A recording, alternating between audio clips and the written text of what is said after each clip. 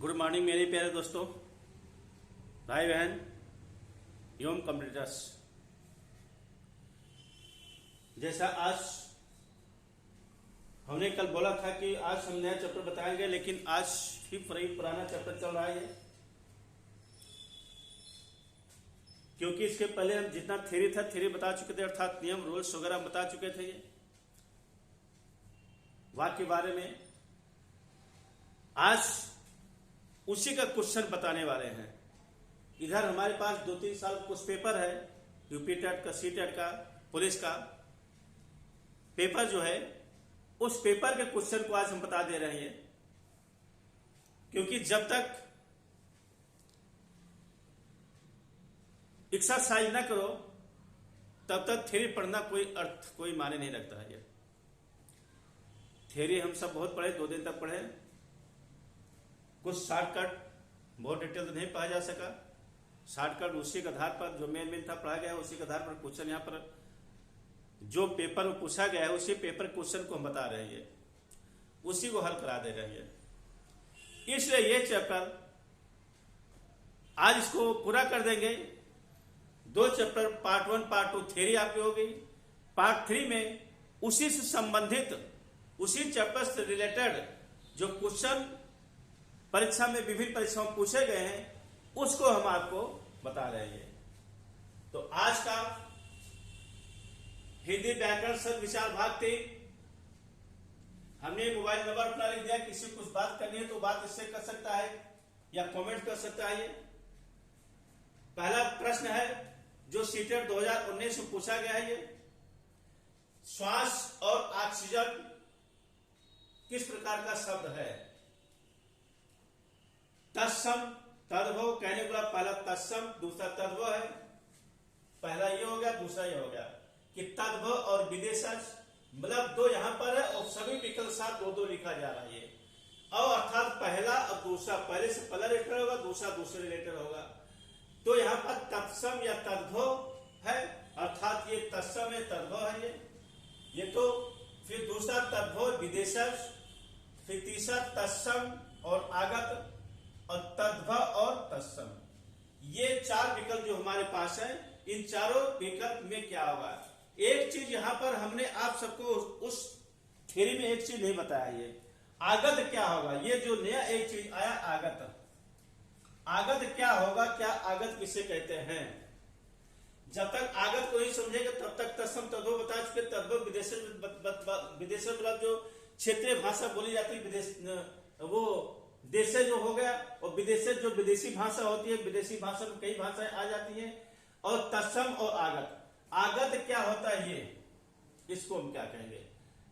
और एक क्वेश्चन और आगत के, ये लास्ट में 7वां क्वेश्चन भी जो टेट 2020 पूछा गया, आगत करके भी पूछा गया ये। तो आगत मतलब वह जो विदेशी, आगत मतलब जो भाषा बाहर से आई है, बाहर से आई है, अपने हिंदुस्तान में, अपने भारत में अलग अलग लोगों ने अलग अलग समय पर शासन किया है। उसी शासन के द्वारा अपनी भाषा को यहां पर छोड़ गए हैं और उस भाषा को अलग अलग रूप में उसको जाना जाता है ये। इसलिए आगत अर्थात बाहर से आया हुआ। तो बाहर से आया हुआ अर्थात वो विदेशी भाषा हो जाएगी। जैसे यहां पर विदेशज है, उसी तरह से विदेशी भाषा हो जाएगी, विदेशज भाषा हो जाएगी। अभी तद्भव विदेशज है, तत्सम विदेशज है ये, और तत्सम तद्भव है। तो श्वास देखिए, जैसे पता चला यहां पर श्वास ऊपर ये बिंदी हो जा रही है यहां पर ये, और श्वास अधस्सा है। कल हम पढ़ाते समय बताए थे तत्सम में जो होता है उसका उच्चारण करते समय आधा, चाहे बिंदी हो चाहे आधा अक्षर हो, उसको बहुत धीमा करके उसका जो उच्चारण करते हैं, बहुत एक धीमा करके उच्चारण, नाक में बोलकर इस तरह से नाक से जो बोला जाता है उस तरह से उसको उच्चारण करते हैं ये। तो यहां पर जो आपका है तत्सम श्वास, श्वास अर्थात नाक के माध्यम से हम इसको बोल रहे हैं, धीमी आवाज बोल रहे हैं, इसलिए हमारा एक तत्सम तो हो गया। अब अगला ऑक्सीजन क्या है? ऑक्सीजन ये हमारा ये आगत शब्द है, ये आगत शब्द है, अर्थात ये विदेशी शब्द है। ये क्या है? ये विदेशी शब्द है, इसलिए इसको हमारा आगत तथा ऑक्सीजन, ये हमारा आंसर इसका ये सही होगा। अर्थात पहले का आंसर हमारा सी होगा। ये कौन सा उत्तर होगा? ये दोनों मिलाकर हमारा ये आंसर सी होगा, पहले का आंसर। अब दूसरा हम चले जाते हैं। पहला तत्सम है, दूसरा ऑक्सीजन अर्थात विदेशी हो गया। यहां पर ये भी विदेशज है, लेकिन तद्भव विदेशज है, ये तद्भव नहीं है। ये तत्सम पहला होगा और दूसरा आगत अर्थात विदेशज हो जाएगा। ये अगला क्वेश्चन, प्रश्न नंबर 2, तद्भव शब्द कौन सा है, किस प्रकार का है? ये इसमें कौन सा तद्भव शब्द है? ये गांव, अमृत, उच्च, एकत्र। तद्भव अर्थात जो संस्कृत का शब्द है उसका बदला हुआ रूप, वो क्या होगा? हमारा तद्भव होगा। अब तद्भव गांव, अमृत, मृत, अमृत, ये रा वरा आ गया है, ये तो ये होगा नहीं। उच्च आधा चा आ गया है, यहां भी एकत्र वगैरह हो गया है, यहां पर तारा हो गया ये, इसलिए हमारा गांव शुद्ध बोलने पर गांव हमारा ये क्या होगा? ये तद्भव होगा। ये क्या हो गया? तद्भव हो गया। और गांव का तत्सम क्या होता है? ये गांव का तत्सम क्या होता है? गांव का तत्सम इसका ग्राम होता है। ये इसका तत्सम अगर लिखेंगे हम तत्सम, तो ये ग्राम होगा। ये क्या होगा? ग्राम। तो इसका उत्तर जो तद्भव हमारा है, तद्भव उत्तर हमारा ये होगा। ये क्या होगा? ये तद्भव उत्तर ये होगा। ये अगला क्वेश्चन, क्वेश्चन नंबर, ये भी यूपीपी 2018 पूछा गया, उत्तर प्रदेश पुलिस में 2018 पूछा गया था ये क्वेश्चन। अगला क्वेश्चन, प्रश्न नंबर 3, तत्सम शब्द कौन सा है? यहां तद्भव पूछा था, यहां तत्सम पूछ रहा है। ये गधा, गाय, घड़ा, ग्राहक। ये भी 2018 क्वेश्चन, यूपीपी 2018 का क्वेश्चन है। ये तत्सम शब्द दोनों प्रश्न और ऊपर नीचे पूछे गए हैं कि पेपर में, पहला ऊपर नीचे दोनों क्वेश्चन है किस सेट में। तत्सम शब्द है, तत्सम अर्थात जो संस्कृत का शब्द होता है, संस्कृत रूप होता है। गधा, गाय होगा नहीं, घड़ा होगा नहीं, ग्राहक, ग्राहक रा आ गया अर्थात ये आपका ग्राहक, ग्राहक उच्चारण में ग्राहक रा अर्थात आपका ये तत्सम शब्द हो गया। गधा सीधे सीधे बोला जा रहा, तद्भव हो गया। गाय भी तद्भव आपको हो जा रहा है। ये आपका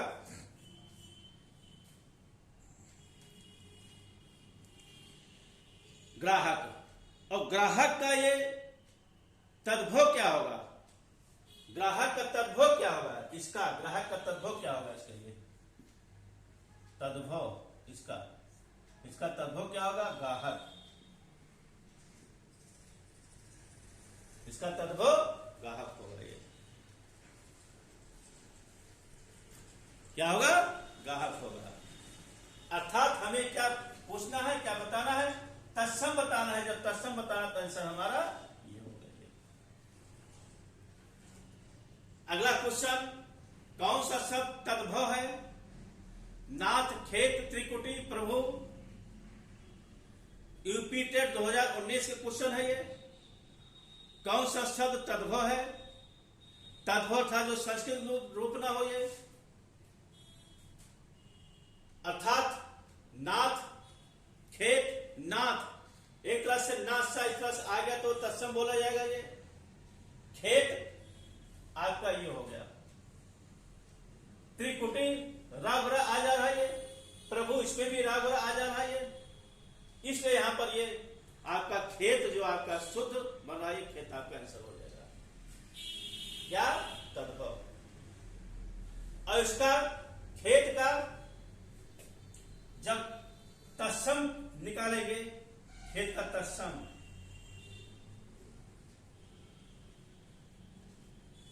खेत का तत्सम क्षेत्र होता है। क्या होता है? क्षेत्र होता है। खेत का तत्सम क्षेत्र होता है। तो हमें क्या बताना है? तद्भव बताना। आंसर हमारा ये हो गया। अगला क्वेश्चन, कौन सा शब्द देशज है? पतलून, लाश, धराम, औरत। बहुत बढ़िया क्वेश्चन है। ये भी यूपी टेट 2019 से क्वेश्चन है। ये कौन सा शब्द देशज है? देशज मतलब जो क्षेत्रीय भाषा बोली जाती है। जैसे हमने कल बताया था, अलग अलग एक ही जिले में, एक ही क्षेत्र में पूर्व साइड कोई भाषा बोली जाती है, पश्चिम साइड कोई भी भाषा है वो बोली जाती है। उसी भाषा को थोड़ा चेंजिंग कर देते हैं। ये दक्षिण साइड अलग भाषा होती है, अपने क्षेत्रों में अलग अलग रूप में वो भाषा बोली जाती है। 20-25 किलोमीटर के अंदर में, 30 किलोमीटर के अंदर में ये वो भाषाओं का अंतर हो जाता है। उसको क्षेत्रीय भाषा कहते हैं, अर्थात देशज भाषा। तो वो देशज भाषा में आपका इसमें पतलून, लाश, धराम, औरत। वो धराम से गिर गया, धराम से गिर गया। ये आपका पतलून नहीं होगा। पतलून क्यों नहीं होगा? लाश, लाश आपका विदेशी है। ये लाश विदेशी है। पतलून आपका पुर्तगाली है। ये पुर्तगाली है। ये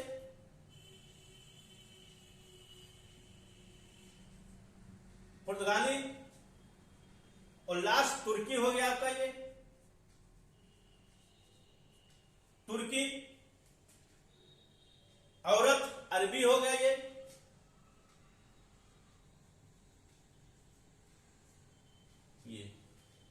चारों हम बता दिए हैं। ये आपका पुर्तगाली, तुर्की, औरत जो है अरबी हो गया। ये अब ये धड़ाम आपका क्या होगा? ये देशज होगा। ये इस क्वेश्चन का आंसर आपका ये होगा, ये देशज। इस प्रकार से ये है। ये अगला यौगिक शब्द है। इसमें यौगिक कौन सा है? मुरलीधर, पंकज, पुस्तक, परमोशन। इसमें आपका ये परमोशन उत्तर होगा। ये जेल वार्डन 2018 पूछा गया। ये यौगिक जो रचना के आधार पर हमने बताया था, रूढ़, योग रूढ़, यौगिक। मुरलीधर अर्थात कृष्ण कहा गया है। ये पंकज फूल कहा गया है। ये और पुस्तक एक तरह स बना जा रहा है, संस्कृत रूप पूरा तत्सम हो जा रहा है। ये परमौषध ये आपका यौगिक शब्द होगा। परमौषध यौगिक बारे में कल हमने बताया था। यौगिक किस प्रकार के शब्द होते हैं? ये रचना के आधार पर 3 प्रकार के हमने शब्द बताए थे। ये 3 प्रकार के, एक रूढ़, दूसरा यौगिक और तीसरा योग रूढ़। यौगिक अर्थात तो किसी को कहा गया हो। यौगिक शब्द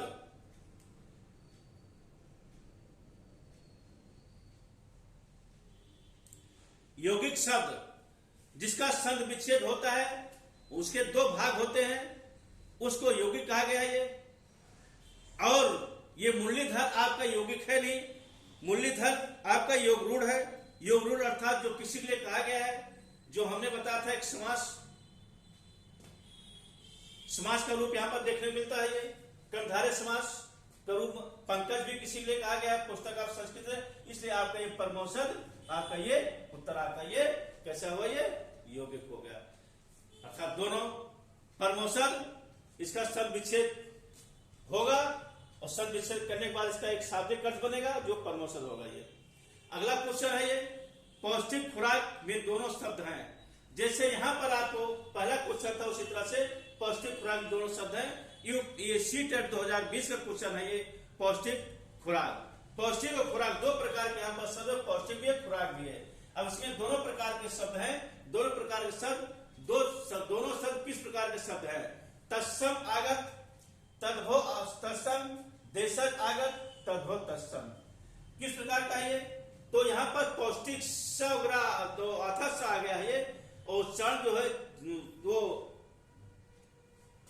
स करके बोला जा रहा है ये, तो पौष्टिक अर्थात परत आपका तत्सम हो जाएगा ये। और दूसरा खुराक, खुराक जो आपका आगत है, आगत अर्थात विदेशी है, विदेशी अर्थात खुराक को हम किस प्रकार का मानेंगे, खुराक हमारा कौन सा विदेशी है ये, खुराक किस प्रकार का विदेशी है ये हमारा ये इसमें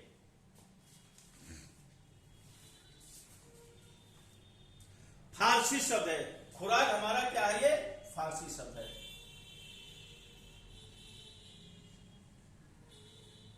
खुराक फारसी शब्द हो गया, और ये पौष्टिक हमारा ये तत्सम हो गया। तो ये तत्सम और ये आगत अर्थात तो फारसी और आगत अर्थात विदेशी शब्द हो गया, हमारा उत्तर ये हो जाएगा। ये पौष्टिक खुराक, ये दोनों शब्द कौन से, तत्सम और आगत है। तद्भव तत्सम नहीं हुआ, देश जागे तद्भव तत्सम, यहाँ पर तद्भव तत्सम हमारा दोनों बार यहाँ पर हो गया है।